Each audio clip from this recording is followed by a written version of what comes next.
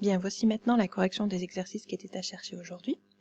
Alors on commence avec l'exercice 10. Donc on avait une figure, qu'est-ce qu'on pouvait y voir? Un triangle ABC, deux points E et F sur les côtés de ce triangle, avec un codage qui nous dit que la longueur EC est égale à la longueur CF.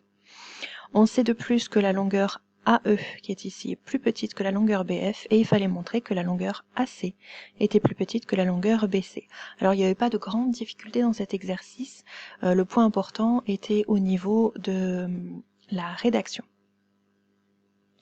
Alors puisque E appartient au segment AC, on peut écrire que la longueur AC c'est la longueur AE plus EC. Attention, c'est le genre d'égalité qui n'est vrai que lorsqu'un point est dans un segment. Même chose avec le point F sur BC, la longueur BC c'est BF plus FC. J'utilise ensuite l'information qui est codée sur la figure, EC égale FC. Ça nous donne BC égale BF plus EC en remplaçant le FC qui était ici par EC. Je vais utiliser les deux égalités qui sont soulignées ici. J'utilise le fait que AE est plus petit que BF, donc dans mes égalités, cette partie-là est plus petite que cette partie-là. Je vais ajouter à cette inégalité à gauche et à droite la quantité EC pour faire apparaître le EC qui est ici et qui est là. J'obtiens AE plus EC est plus petit que BF plus EC, ce qui me donne bien AC est plus petit que BC. On passe à l'exercice 11. Donc on nous donne un triangle DEF isocèle en E et I milieu du segment DF. On veut montrer que DI est plus petit que DE. Donc première chose, bien sûr, j'ai fait une figure. Un triangle isocèle, ça se construit au compas, comme vous pouvez voir la trace ici. Et j'ai placé le point I milieu de DF.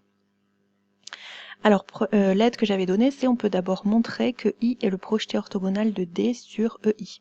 Par définition, I, c'est uniquement le milieu du segment DF. Attention, encore une fois, le codage d'angle droit ici, ça vient de ce que j'ai démontré après.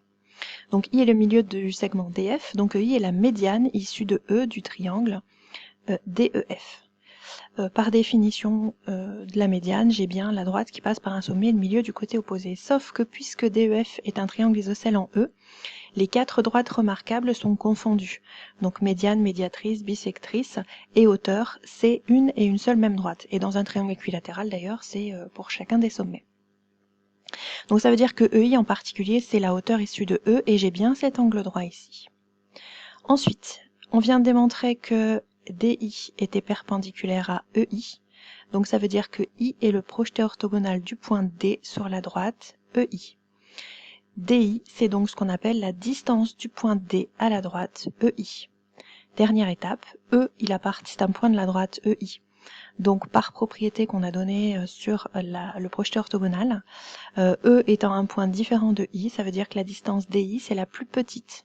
Donc DI est bien plus petit que DE. Dernier exercice, le 11 bis.